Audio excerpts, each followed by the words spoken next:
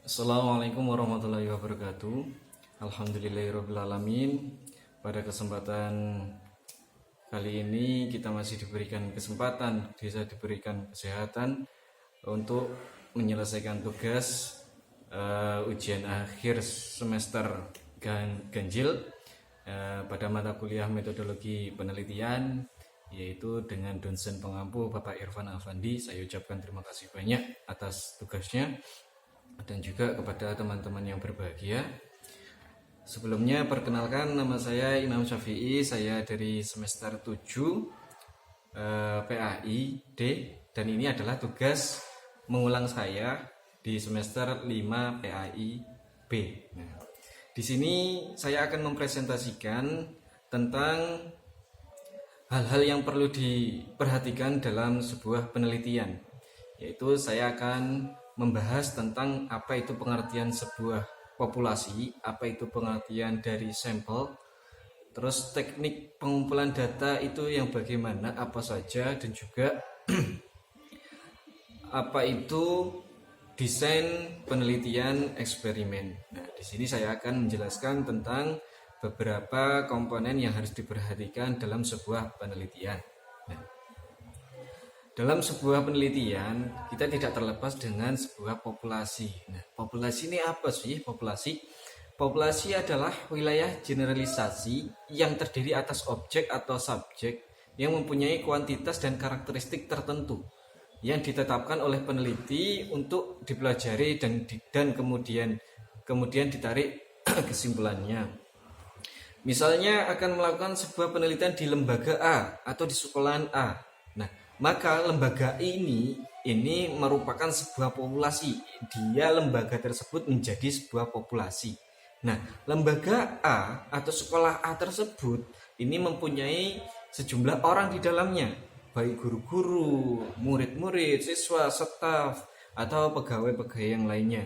Nah, ini juga dinamakan sebagai subjek atau objek. Nah, hal ini berarti populasi dalam arti jumlah atau kuantitas. Tetapi lembaga A atau sekolah A juga memiliki karakteristik orang-orangnya. Misalnya dalam sebuah lembaga A ini mempunyai sebuah karakteristik baik dari motivasi belajar, baik dari disiplin kepemimpinan atau kepala sekolah, iklim organisasi, dan lain-lain. Nah, ini juga memiliki objek yang lain, misalnya kebijakan, prosedur, tata ruang, produk yang dihasilkan, dan lain-lain. Nah, ini dinamakan populasi dalam arti karakteristik. Jadi itu adalah pengertian dari sebuah populasi. Jadi populasi itu adalah sebuah generalisasi wilayah atau sebuah tempat yang dimana di situ terdiri objek atau subjek yang akan kita teliti. Nah, di situ itu adalah pengertian dari sebuah populasi.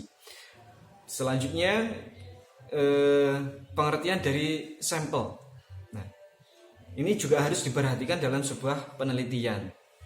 Nah, apa itu sampel? Sampel adalah sebagian dari jumlah dan karakteristik yang dimiliki oleh populasi tersebut. Jadi populasi tadi adalah keseluruhan. Nah, sebagian dari keseluruhan tersebut ini adalah dinamakan sampel. Nah, jadi misalkan melakukan sebuah penelitian yang memiliki populasi yang sangat besar dan tidak memungkinkan seseorang peneliti mempelajari semua yang ada. Nah, pada populasi tersebut karena keterbatasan dana, misal ada populasi yang sangat besar, kita ingin meneliti semua yang ada di sana dengan keterbatasan dana, waktu, tenaga. Nah, ini maka peneliti dapat menggunakan sampel atau sebagian dari populasi tersebut. Nah, ini dapat digunakan dalam penelitian. Nah, dalam pengambilan sampel ini harus betul-betul representatif. Artinya apa representatif? Yaitu sampel yang kita ambil ini mewakili dari populasi tersebut atau sesuai dengan populasi tersebut. Misalnya begini, contoh yang sampel yang tidak representatif. Misalnya contoh seorang orang yang buta, misal ketika disuruh memegang telinga gajah. Bisa kemungkinan dia menebak bahwa telinga gajah tersebut adalah kipas. Atau orang yang buta, kita disuruh untuk memegang badan gajah. Bisa kemungkinan dia menebak adalah sebuah dinding. Jadi itu bagian yang tidak representatif. Jadi misal contohnya yang representatif gimana? Yaitu ketika kita meneliti sebuah populasi di dalam sebuah lembaga atau sebuah sekolahan.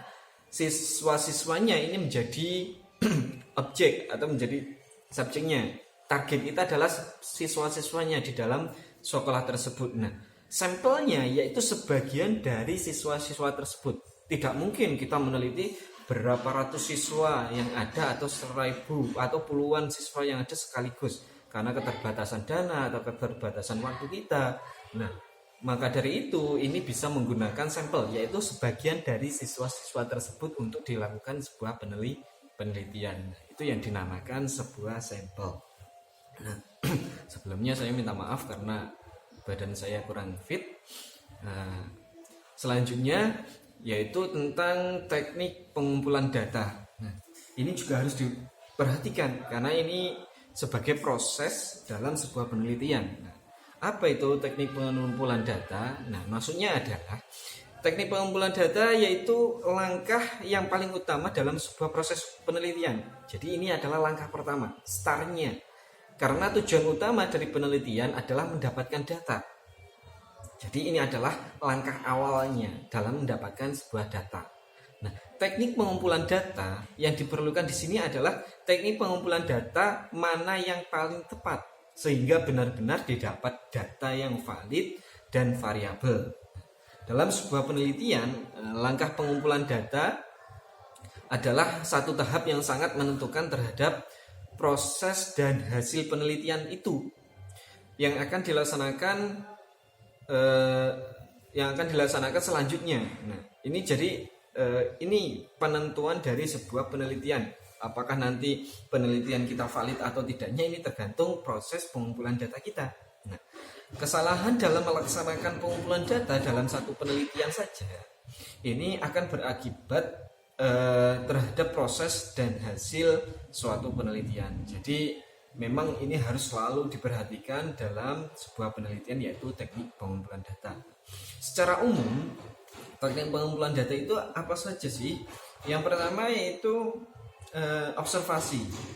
Apa itu observasi? Observasi yaitu aktivitas terhadap suatu proses atau objek yang dimaksud merasakan dan kemudian memahami pengetahuan dari sebuah fenomena berdasarkan pengetahuan dan gagasan yang sudah diketahui sebelumnya. Nah, untuk mendapatkan informasi yang dibutuhkan untuk melanjutkan sebuah penelitian. Jadi ini adalah observasi sebuah aktivitas kegiatan kita dalam mencari sebuah informasi dengan ikut berkecimpung atau berkontribusi di dalamnya dengan dasar pengetahuan yang kita miliki sebelumnya. Nah, observasi sendiri ini ada beberapa jenis ya. Yang pertama yaitu observasi partisipatif. Artinya apa? Observasi partisipatif merupakan seperangkat strategi dalam penelitian yang tujuannya adalah untuk mendapatkan data yang lengkap. Hal ini dilakukan dengan mengembangkan keakraban yang dekat dan mendalam dengan satu kelompok orang di lingkungan alamiah mereka. Jadinya apa? Kita menciptakan sebuah keakraban dalam sebuah lingkungan yang dimana lingkungan tersebut akan kita teliti. Nah, dengan cara tersebut kita melakukan sebuah observasi atau pengamatan, bisa dikatakan pengamatan. Nah, selanjutnya ini adalah yang kedua, observasi terus terang atau tersamar. Maksudnya apa? Maksudnya itu menyatakan secara terus terang kepada sumber data, kepada masyarakat yang ditelitinya bahwa peneliti sedang melakukan observasi dalam penelitian.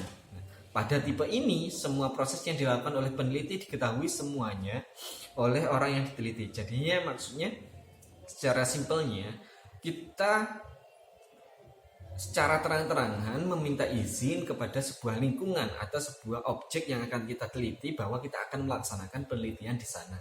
Nah, secara dengan begitu mereka mengetahui bahwa kegiatan atau aktivitas kita adalah meneliti mereka. Nah, ini adalah dinamakan observasi terus terang atau tersamar.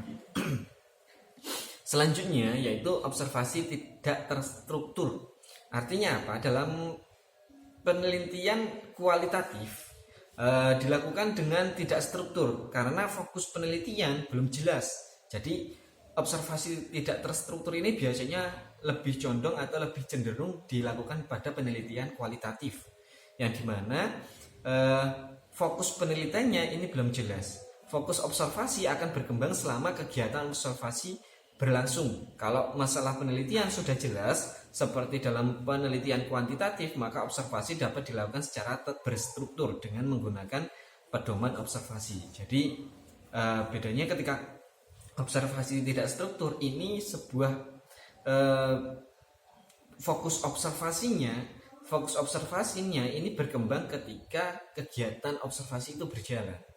Nah, berbeda dengan dan ini lebih cenderung kepada penelitian kualitatif, bukan penelitian kuantitatif. Kalau penelitian kuantitatif karena ini sudah pasti, maka ini dinamakan observasi terstruktur. Nah, itu adalah observasi. Nah, selanjutnya yaitu kuesioner. Kuesioner, apa itu kuesioner? Nah, kuesioner ini bisa disebut pula angket atau self administrated questionnaire. Artinya apa? Teknik pengumpulan data dengan cara mengirimkan suatu daftar pertanyaan kepada responden untuk diisi. Jadi orang yang kita teliti atau satu objek yang kita teliti ini kita berikan sebuah pertanyaan di mana objek tersebut harus mengisi pertanyaan-pertanyaan dari kita. Nah, ini adalah salah satu pengumpulan data tentang yang berjeniskan kuesioner atau bisa dikatakan angket. Nah, dalam kuesioner tersebut ini mempunyai dua jenis. Yang pertama yaitu kuesioner terbuka atau bisa dikatakan open end item. Nah, adalah suatu kuesioner yang dimana pertanyaan-pertanyaan yang dituliskan tidak disediakan jawaban pilihan. Maksudnya apa? Jadi, maksudnya begini. Contohnya, bagaimana menurut Anda tentang perkara ini? Jadi pertanyaan tersebut ini lebih cenderung mencari jawaban tentang pendapat sesuatu yang akan kita teliti atau objek yang akan kita teliti. Nah, ini adalah kuesioner terbuka. Sedangkan kuesioner tertutup ini adalah suatu kuesioner di mana pertanyaan-pertanyaan yang dituliskan telah disediakan jawaban pilihannya, sehingga responden tidak memilih salah satu dari jawaban yang tinggal memilih salah satu jawaban yang telah disediakan. Ataukah misal, apakah setiap pagi Anda sarapan? Nah, jawabannya iya atau tidak. Nah, ini adalah contoh kuesioner tertutup. Jadi objek yang akan kita teliti itu tinggal memilih jawaban ya atau tidak. Nah, berbeda dengan yang terbuka. Kalau terbuka itu menurut Anda. Bagaimana menurut Anda? Nah, ini itu adalah kuesioner. Biasanya kuesioner ini lebih digunakan dalam penelitian kuantitatif. Nah, selanjutnya yaitu interview. Interview apa? Bisa dikatakan adalah wawancara. Nah, wawancara adalah suatu tanya jawab secara tatap muka yang dilaksanakan oleh pewawancara dengan orang yang diwawancarai untuk memperoleh informasi yang dibutuhkan. Jadi ini adalah suatu kegiatan tanya jawab oleh seorang pewawancara yang akan meneliti ini dengan objek yang akan diteliti secara langsung. Jadi tanya jawab secara langsung. Nah, terus langkah-langkah yang dalam wawancara sendiri yang harus diperhatikan adalah yaitu menetapkan kepada siapa wawancara itu akan dilakukan. Jadi kita mencari target mana yang akan kita wawancarai. Misal dalam sebuah penelitian kualitatif atau penelitian kualitatif dalam sebuah lembaga sekolahan. Misal, siapa yang akan kita wawancarai? Yaitu mungkin dari siswanya, atau dari gurunya, atau dari kepala sekolahnya. Nah, ini jadi target kita harus kita tentukan. Yang kedua yaitu menyimpan pokok-pokok masalah yang akan menjadi bahan pembicaraan. Jadi sebagai peneliti ini harus ketika melakukan pengumpulan data dengan wawancara, dengan teknik wawancara, ini harus menyiapkan pertanyaan-pertanyaan yang dimana itu nanti bisa mendapatkan jawaban yang sangat mendukung dalam sebuah penelitian. Nah, jadi memang pertanyaannya, bahannya dalam sebuah pembicaraan secara langsung nanti ini sudah dipersiapkan. Selanjutnya yaitu mengawali atau membuka alur wawancara. Jadi secara seorang pewawancara atau peneliti ini lebih membuka dahulu atau terlebih dahulu membuka sebuah pembicaraan atau membuka sebuah wawancara dengan orang yang akan kita teliti atau orang yang akan kita wawancarai. Nah, selanjutnya yaitu mengkonfirmasikan ikhtisar hasil wawancara dan mengakhirinya. Jadi bisa dikatakan yaitu menyimpulkan hasil wawancaranya. Nah, terus menuliskan hasil wawancara ke dalam catatan lapangan. Jadi ini yang harus dilakukan karena itu adalah hasil dari sebuah wawancara tersebut. Nah, mengidentifikasikan tindak lanjut hasil wawancara yang telah diperoleh. Jadi kelanjutan dari wawancara tersebut apa? Identifikasi yang kita dapat dari wawancara tersebut apa? Nah, itu adalah sebuah teknik tentang wawancara dalam sebuah pengumpulan data. Nah, biasanya wawancara ini juga digunakan dalam penelitian kualitatif. Nah, selanjutnya yaitu dengan dokumen. Nah, dokumen atau istilahnya apa? Berkas, bisa berisi berkas atau yang lainnya. Nah, artinya apa? Jadi ini adalah sesuatu penguat dari sebuah penelitian. Jadi begini. Jadi hasil penelitian dari observasi dan wawancara yang telah dilakukan tadi akan dapat dipercaya kalau didukung oleh sejumlah pendukung. Artinya apa? Misal dalam sebuah penelitian, pendukung itu sangat diperlukan karena menguatkan hasil dari penelitian tersebut. Nah, hasil penelitian ini juga akan lebih kredibel apabila didukung oleh foto-foto, dokumen-dokumen atau karya tulis akademik dan seni yang telah ada. Jadi sesuatu yang nyata, yang berbentuk nyata, yang di situ memang sebagai bahan pendukung dalam sebuah penelitian. Nah, ini adalah dokumen. Itu adalah teknik dalam pengumpulan data. Jadi kesimpulannya dalam teknik pengumpulan data yaitu ada 4, yaitu pertama yaitu observasi ya, atau bisa dikatakan pengamatan. Selanjutnya adalah kuesioner atau sebuah pertanyaan atau angket. Nah, selanjutnya yaitu interview, wawancara secara interview bertanya jawab secara langsung, secara tatap muka. Dan selanjutnya yaitu dokumen sebagai penguat dalam sebuah penelitian. Yang selanjutnya saya tambahkan jenis-jenis data dalam sebuah penelitian itu ada berdasarkan tipe penelitiannya, itu ada 2, yaitu tadi yang saya sebutkan kuantitatif dan data kualitatif. Nah, data kuantitatif adalah data yang dapat diinput ke dalam skala pengukuran statistik. Fakta dan fenomena dalam data ini tidak dinyatakan dalam bahasa alami, melainkan dalam numerik. Jadi data kuantitatif ini lebih spesifik ke dalam sebuah data numerik atau dalam data angka. Selanjutnya yaitu data kualitatif. Nah, data kualitatif yaitu data yang dapat mencakup hampir semua data non numerik. Data ini dapat menggunakan kata-kata untuk menggambarkan fakta dan fenomena yang diamati. Jadi sebelumnya maaf karena saya kurang fit. Jadi data kualitatif itu bisa dikatakan adalah data-data yang dikumpulkan dengan menggunakan sebuah kata-kata atau fenomena, kata-kata yang menggambarkan fakta atau fenomena yang telah diamati. Nah, selanjutnya yaitu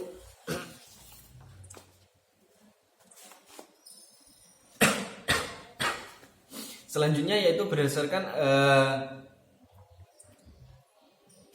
cara memperoleh data ya. Saya tambahkan, ini cara memperoleh data itu ada data observasi, wawancara, dan eksperimental. Nah, data observasi adalah data yang ditangkap. Data ini sekali jadi dan tidak bisa diulang, diciptakan atau diganti. Jadi observasi itu sekali jadi karena sesuai dengan kenyataan yang ada, mengamati kenyataan yang ada. Selanjutnya yaitu data wawancara, yaitu data yang diperoleh melalui tanya jawab antara peneliti dan informan. Data ini bisa divalidasi menggunakan triangulasi. Nah, sesuai apa yang saya sampaikan tadi. Ya, selanjutnya yaitu data eksperimental, yaitu data yang dikumpulkan dalam kondisi terkendali. Di situ terdapat berbasis laboratorium atau harus bisa diproduksi. Jadi eksperimental ini adalah bisa dikatakan uji coba ya, uji coba. Nah, selanjutnya yang terakhir saya akan menjelaskan tentang desain penelitian eksperimen. Desain penelitian eksperimen. Apa itu desain penelitian eksperimen?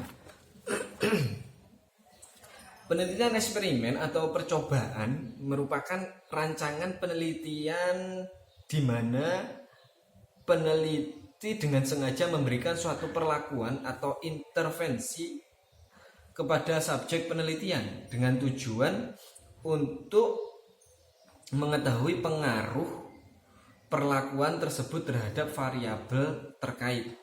Jadi uji coba yang dilakukan oleh seorang peneliti dalam kepada subjek ini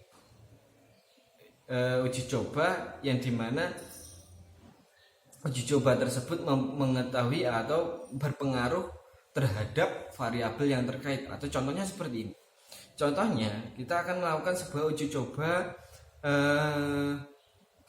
ujian dengan menggunakan apa? Misal contohnya kita uji coba dengan pelajaran dengan metode ini. Nah, ini uji coba kita lakukan kepada salah satu kelas dari beberapa kelas yang ada di sekolah tersebut. Nah, uji coba ini akan berpengaruh kepada kelas-kelas lain, di mana uji coba yang kita lakukan nanti ketika berhasil ini bisa dilakukan kepada kelas-kelas yang lain. Nah, itu desain sebuah penelitian eksperimen.